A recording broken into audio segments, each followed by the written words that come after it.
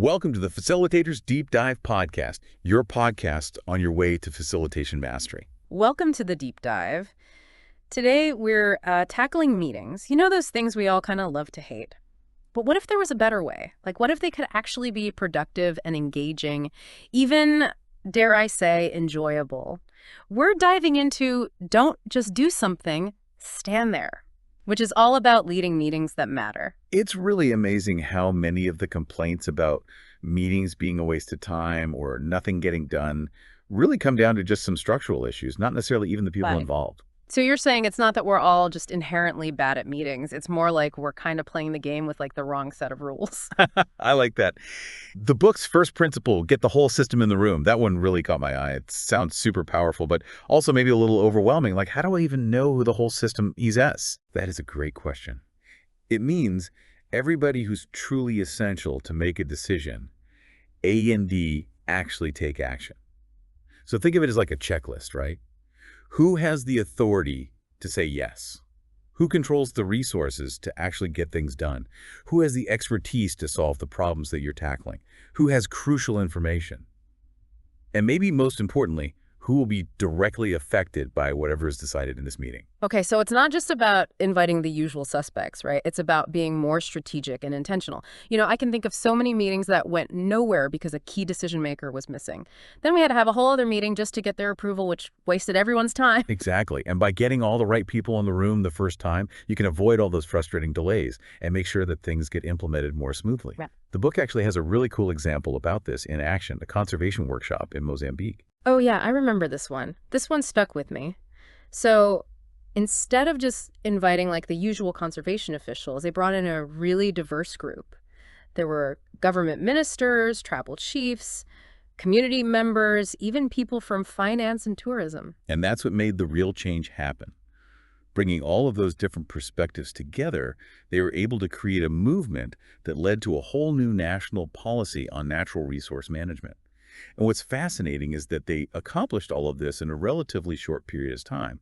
So the book also emphasizes that even short meetings can be really effective when you have the right people present.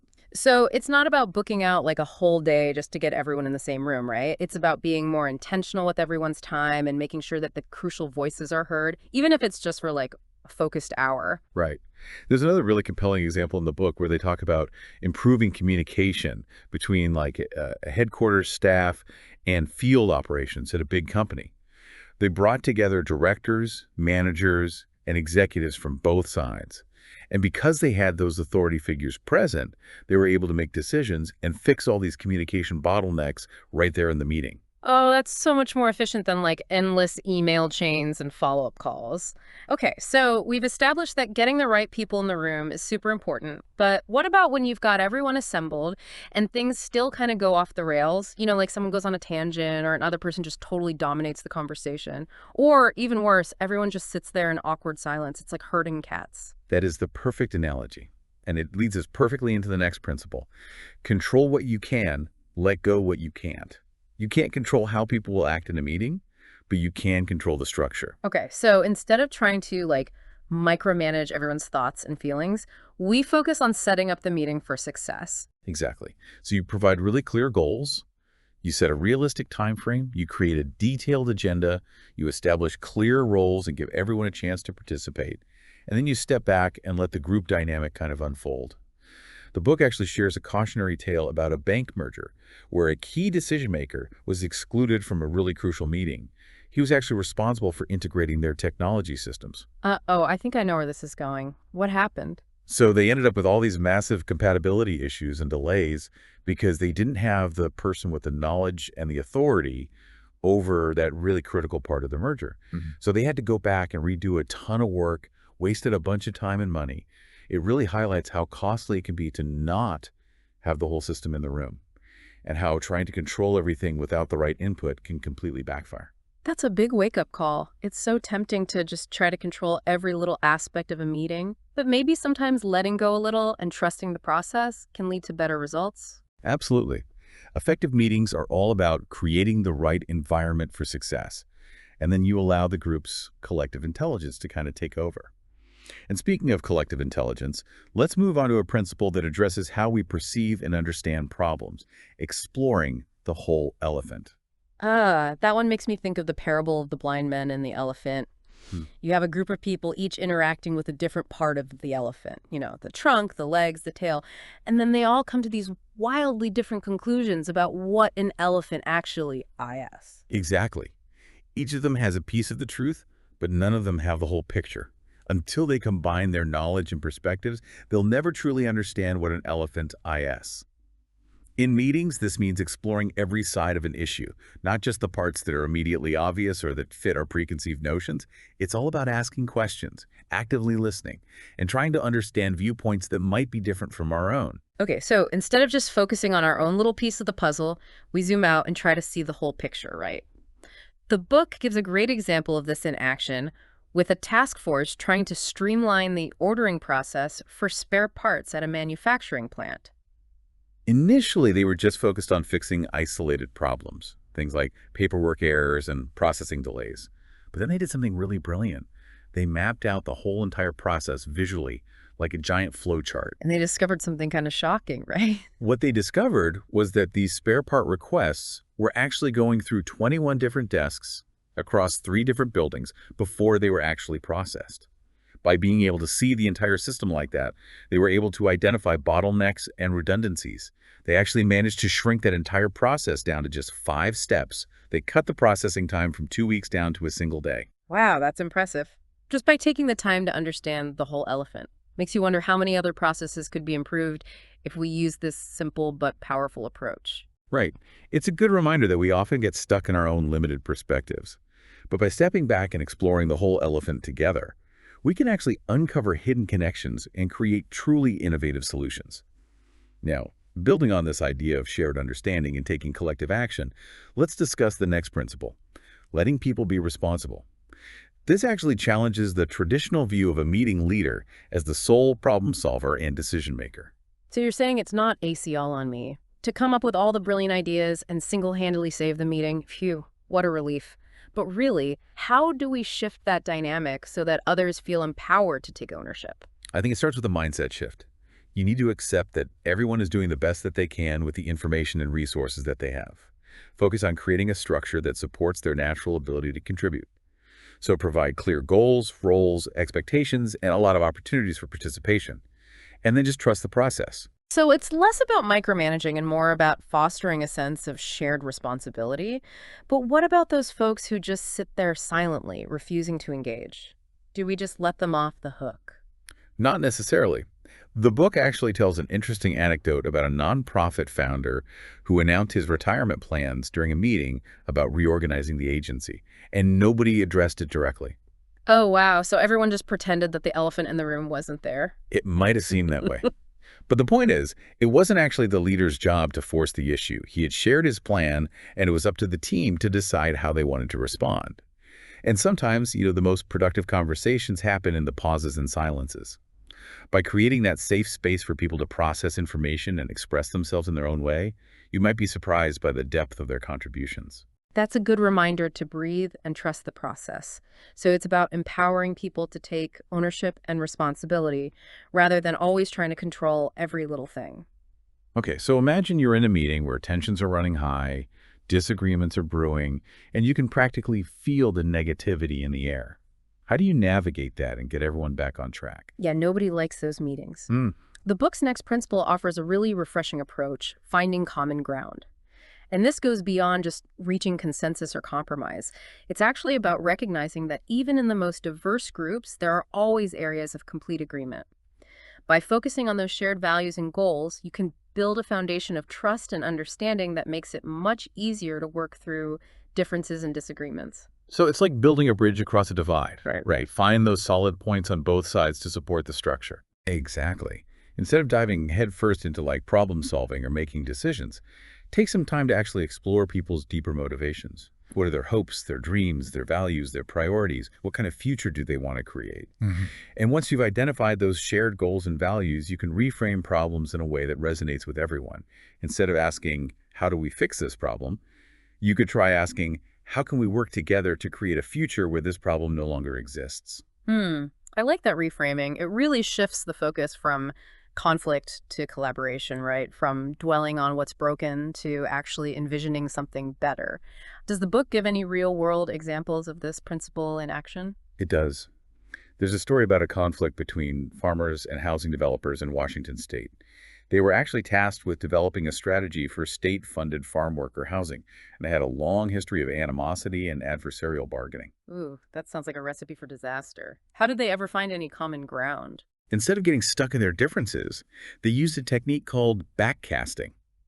Basically, they imagined a future where farm worker housing was no longer a problem, and then worked backward to figure out how to get there. So they focused on a shared vision for the future rather than just dwelling on all their past conflicts. Exactly. And by doing so, they were actually able to find some common ground and develop a strategy that everyone could get behind and support. It's a really powerful reminder that even in the toughest situations, there's always hope for collaboration and understanding. That's so inspiring. Okay, moving on. The final principle in this section of the book is mastering the art of subgrouping. When I first read that, I'll be honest, I was kind of skeptical. Breaking into small groups just always seems to devolve into side conversations and people going off topic. Yeah, I understand where you're coming from. But subgroups, when used strategically, can actually be a really powerful tool. The key is to understand the difference between functional subgroups and those based on stereotypes. Okay, I'm intrigued. Break it down for me. So a functional subgroup is formed around a specific task or purpose, and it brings together people with different perspectives to try and achieve a shared goal. Subgroups, based on stereotypes, on the other hand, are formed around pre-existing assumptions, like grouping people by job title or department. So, like, instead of putting all the marketing people together, you might create a subgroup with people from marketing, sales, and customer service to brainstorm a new product launch. That way, you're getting a much wider range of insights, right? And you're avoiding that echo chamber effect. Exactly. And this is where it gets really interesting. So subgroups can be used not just to differentiate perspectives, but also to integrate them. How so? Well, when the subgroups work independently, they generate all these unique solutions. And then you bring them back together to share their ideas. And what happens next is, it's kind of like magic. They start to see all these connections, they start to build on each other's ideas, and they create these solutions that are way richer and more nuanced than what they could have achieved on their own. Oh, I see what you're saying. It's like taking puzzle pieces from different boxes and discovering that they actually fit together to create a bigger picture. I still worry about things getting chaotic, though. How do you keep all these subgroups on track and make sure that things don't get totally out of hand? Well, the book actually suggests using the anyone else technique. So whenever someone voices an opinion that could be isolating or controversial, instead of letting it just hang in the air, the leader simply asks anyone else. So you're inviting others to chime in and share similar experiences or perspectives. So the person who originally spoke up feels heard and validated, and at the same time, you're broadening the conversation. I love that. The book has an example of this in action, right? Yeah, they describe a meeting on welfare to work programs with a really diverse group of employers, social workers, and welfare recipients. And a really heated exchange happens between an employer and a welfare mother. The employer was talking about job availability, and the mother challenged him, saying that all employers saw was her race. Ooh, that's a tough situation. What happened next? The facilitators used the anyone else technique. They asked if anyone else had experienced or witnessed similar biases in hiring. And hands shot up all over the room from people of all backgrounds. What had started as this really tense confrontation actually became a much broader conversation about systemic bias. So a simple question really shifted the focus from blame to understanding, right? Wow. They turned a potentially divisive moment into a space for shared learning and growth. Exactly. It just goes to show how powerful subgroups can be, not just for generating ideas, but also for fostering empathy and understanding across differences. So this brings us to the second part of the book, which shifts the focus to managing yourself as the leader. After all, we've talked a lot about how to lead the group, but leading ourselves through the challenges of meetings is just as important. I'm so glad we're talking about this. Meetings can be so incredibly stressful. What are some strategies for managing all that pressure so we can show up as our best selves, even when things get tough? Well, there's no one-size-fits-all solution. But the book does offer some helpful strategies for understanding and managing all those anxieties that come up in meetings. One of the key concepts is the 4 rooms of change model. Is that the one with the contentment room, the denial room, the confusion room, and the renewal room? That's the one. And they emphasize that confusion isn't something to fear. It's actually a natural part of the process. It often comes up when we're stretching ourselves, trying new things, pushing beyond our comfort zone. So it's a sign that we're on the verge of growth and change. It still feels uncomfortable, though. What can we do to manage all those feelings of confusion and anxiety when they pop up in the middle of a meeting? The book gives some really practical tips. First and foremost, remember to breathe. When we're stressed, we tend to hold our breath, and that just makes us feel more anxious. So just take a few deep breaths and allow yourself to relax. Another tip is to get people moving. Physical activity can release endorphins, which can boost your mood and reduce stress. Yeah, that makes a lot of sense. I always feel better after a quick walk or stretch break. Sometimes just changing the scenery a little bit is all you need to shift the energy in the room. Exactly. And if you're feeling really stuck, don't be afraid to just state the obvious. Sometimes simply acknowledging the tension or the challenge can help to diffuse it. You might just say something like, wow, it feels like we're hitting a wall here. What do we need to do to move forward? Or, I'm sensing some frustration in the room. What's causing that? By naming the elephant in the room, you give everyone permission to acknowledge their own feelings and start to work on solutions together. I love these tips. They're so simple, but I can see how they can be so powerful in managing all the stress that comes up in meetings. They really can. And the more you practice them, the more natural they will become. So the book also offers a really fascinating perspective on managing ourselves in relation to the expectations and demands that are placed on us as meeting leaders. It can often feel like there's all this pressure to say yes to every request, to solve every problem, and to make everybody happy. Ugh, I feel that so deeply. It's like this constant pressure to be everything to everyone, but I know that's not sustainable. So what's the book's take on navigating all of these pressures? That's where the eighth principle comes in, the power of saying no. Okay, that's a principle I can get behind. But seriously, it can be so hard to say no, especially when you're trying to be helpful and accommodating. I know, but the reality is when you say yes to everything, you just end up spreading yourself way too thin. You're not able to really do anything well, and your yes loses all of its meaning. It's like we're giving away our power. Exactly. So how do we break free from this yes trap and start saying no with confidence and authenticity? The book really emphasizes getting crystal clear about your values and priorities. What truly matters to you? What are you willing to compromise on, and what are your non-negotiables? Once you've got that clarity, it becomes a lot easier to identify requests that don't align with your core values and decline them gracefully. It's all about setting healthy boundaries, right? Yeah. Protecting our time, energy, and sanity. Exactly. And remember, those boundaries can be around your time, energy, expertise, values, really anything that feels essential to your well-being and effectiveness. The book talks about different types of requests that might require you to say no. One is the unrealistic request, where someone's asking for something that's just impossible given the time, resources, or expertise that's actually available. Like asking someone to plan a major conference in like a week. Exactly. Or expecting someone to take on a project that's clearly outside of their area of expertise. So in those cases, it's really crucial to be honest and direct and explain why you're saying no. You might say something like, I really appreciate you thinking of me for this, but I just don't have the bandwidth right now. Or this project requires a skill set that's different from what I can offer. Precisely. Another type of request is one that clashes with your values. So if you're asked to do something unethical or dishonest, you absolutely have the right to say no. In these situations, really clear and firm boundaries are essential. You might say, I'm not comfortable with that approach, or I can't support a decision that goes against my principles. So it's about standing up for what you believe in, even when it's really difficult. Absolutely. Learning to say no is about reclaiming your power and using it to create a more authentic and fulfilling life, both personally and professionally. Wow. This has been so eye-opening. So far, we've uncovered so many insightful principles for leading meetings and managing ourselves in these often stressful situations. It's so clear that there's a lot more to effective meetings than just showing up and going through the motions. You're absolutely right. By applying these principles, we can transform meetings from these dreaded obligations into opportunities for genuine connection, collaboration, and meaningful progress. But we're not done yet. There's still more to explore, and don't just do something. Stand there. Stay tuned, folks. We'll be back soon with even more practical tips and techniques to really take your meeting mastery to the next level.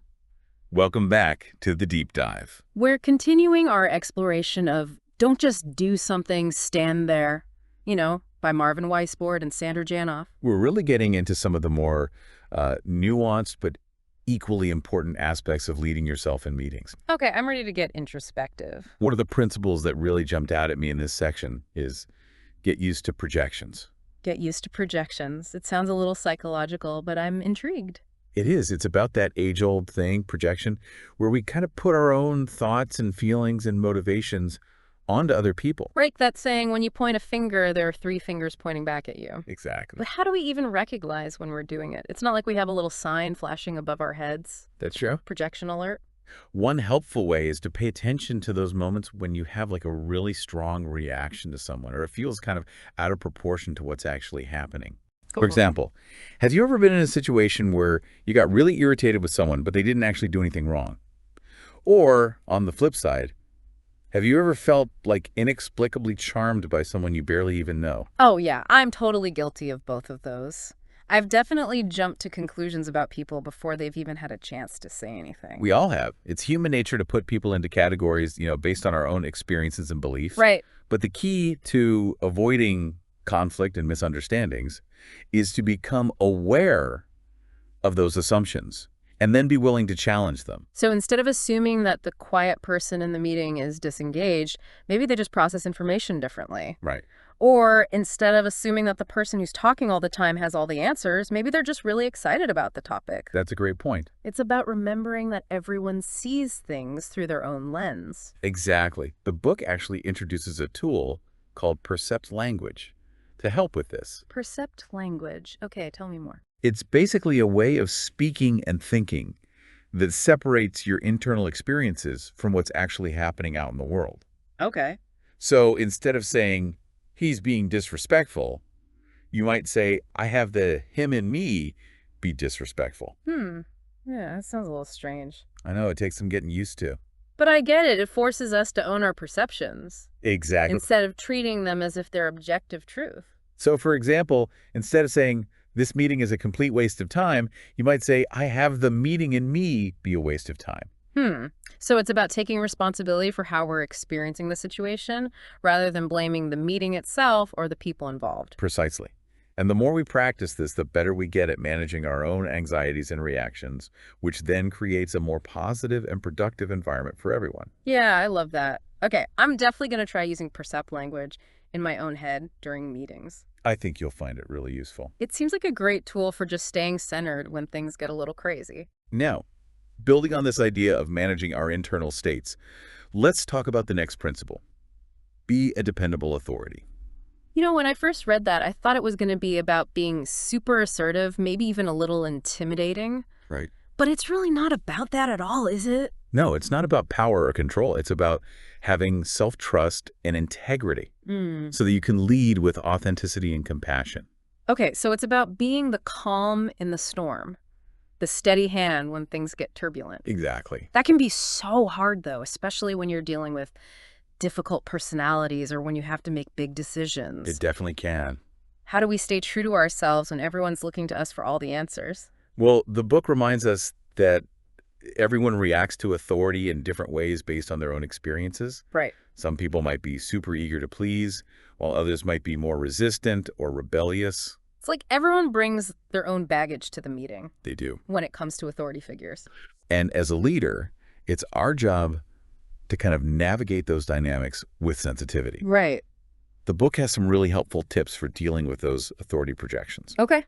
One of the most important is to respond briefly and matter-of-factly to questions about your competence. So if someone asks, are you sure we're doing this right? Instead of getting defensive, you could simply say, yes, we are. Exactly. We're on the right track. You got it. Trust your own process and don't get caught up in needing external validation. And if someone's being really challenging, remember the anyone else technique. Oh, right. That can be really effective at diffusing tension. So if someone says, I don't think you know what you're doing, instead of getting upset, you might ask, anyone else feeling that way? Exactly. You're taking the heat off of yourself as the leader and bringing the whole group into the conversation. That's right. Okay, I like that. It's a subtle shift, but I bet it can be really powerful. It can. So ultimately, being a dependable authority is about building trust so people feel safe to share their ideas. Yes. Even if they disagree with you. It's about creating an environment where everyone feels valued. Regardless of their position. Right. That leads us to the final principle we'll discuss today. Learn to say no if you want yes to mean something. Ooh, that one speaks to my soul. I've been a yes person for way too long. Well, I understand. Always afraid to disappoint people. It's a common struggle, especially for people who are naturally helpful. Right. But here's the thing. When we say yes to everything, we not only set ourselves up for burnout, but we also diminish the value of our time and expertise. It's like we're giving away our power. Exactly. Yeah. So how do we break free from the yes trap? The book emphasizes the importance of being really clear about what your values and priorities are. What matters most to you? What are your non-negotiables? That's it. Once you have that clarity, it's so much easier to identify those requests that just don't align and decline them gracefully. Okay, so it's about setting boundaries and protecting our time and energy and sanity. Exactly.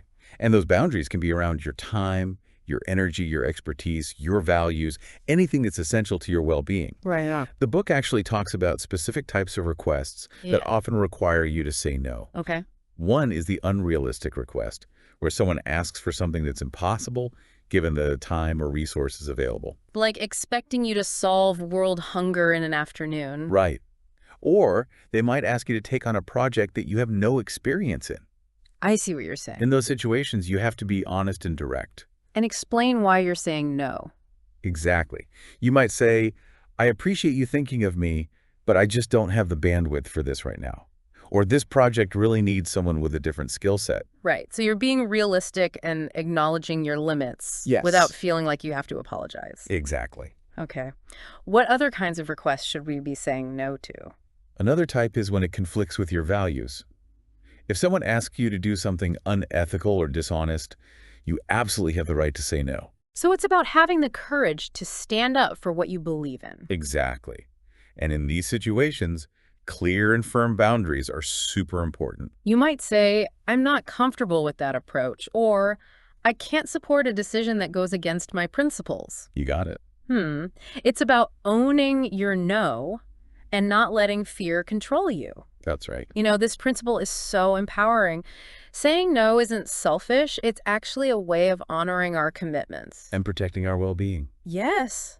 And staying true to ourselves. And when we learn to say no, it actually makes our yes more meaningful. That makes sense. Because then, when we do say yes, it comes from a place of genuine willingness. It's not just out of obligation or fear. Exactly. Wow, we've covered so much in this segment, from projections to saying no. We have. What are some key takeaways for our listeners? What can they start doing right away? First of all, be more self-aware. Both in meetings and just in life in general. Pay attention to your thoughts and feelings. Are you projecting onto others? Are you saying yes when you want to say no? That's good advice. And second, embrace the power of no. It's not selfish, it's a sign of strength. That's right. It means understanding your own limits and values. By saying no to the things that drain us, we create space for more joy and fulfillment. Those are such great takeaways. It's not just about leading meetings, it's about leading ourselves. I love that. Yeah. But wait, there's more. We've got one more segment where we'll share even more tips for transforming your meetings. So stay tuned. We'll be right back to wrap up our deep dive into Don't Just Do Something, Stand There.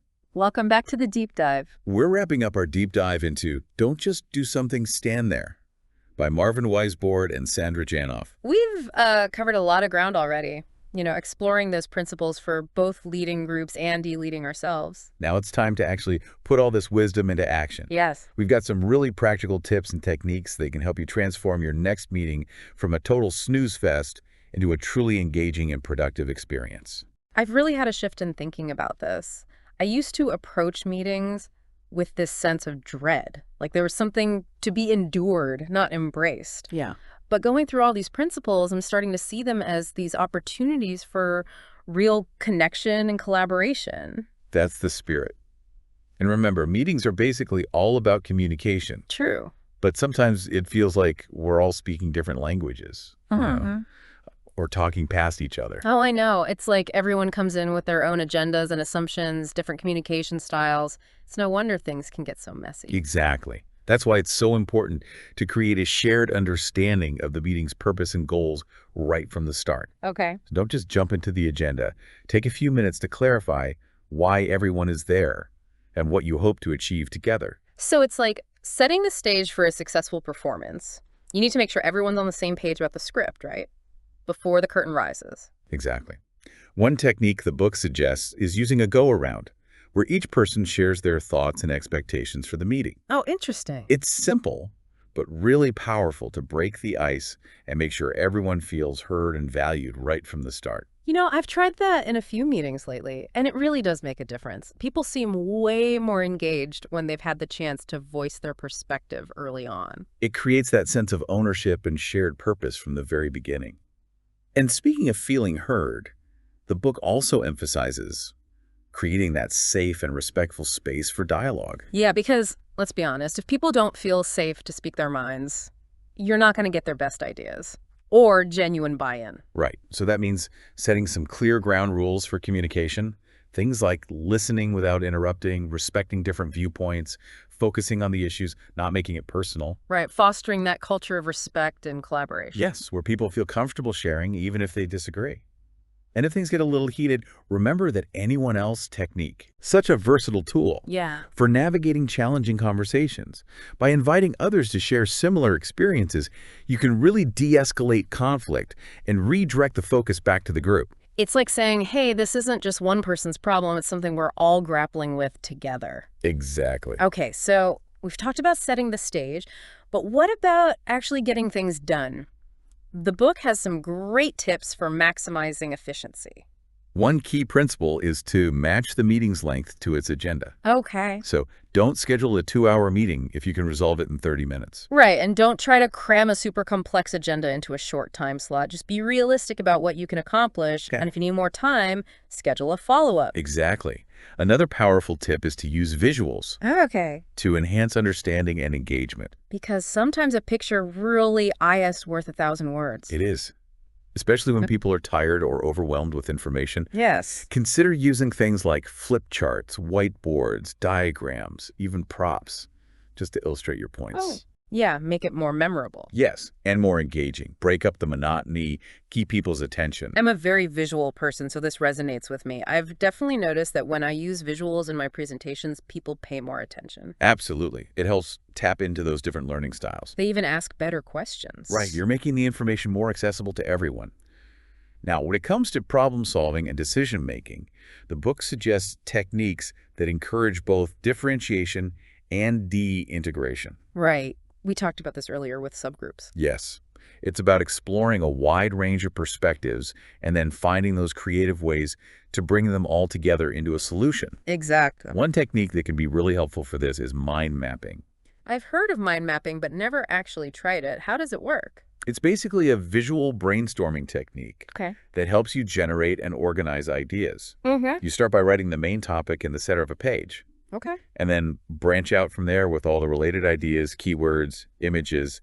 Oh, like a web of connections. Exactly. It lets you see the relationships between ideas in a way that you can't with just regular notes. Yeah, like you're activating a different part of your brain. Right. And once you have your mind map, you can use it as a starting point for discussion and problem solving. Okay, I'm definitely adding mind mapping to my meeting toolkit. But before we wrap things up, I think it's important to remember that even with the best tools and techniques, the most important thing is still the human connection. Yes, absolutely. Meetings are about people coming together. So bring your authenticity, your compassion, and your sense of humor to every meeting. Yeah, don't be afraid to have a little fun. Meetings don't have to be stuffy and serious all the time. Exactly.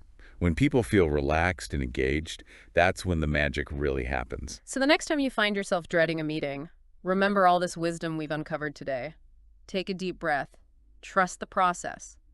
Approach the gathering with an open mind and a willingness to connect with the other people in the room. You might be amazed by what you can accomplish together. That's a great place to end. So tell me, what's your biggest takeaway from our deep dive into meetings? What one principle or technique will you try out at your next meeting? We'd love to hear from you. Share your thoughts on social media and keep those conversations going. And in the meantime, happy meeting. Until next time. See you next time on the Facilitators Deep Dive Podcast, your podcast on your way to facilitation mastery. Until next time. See you then.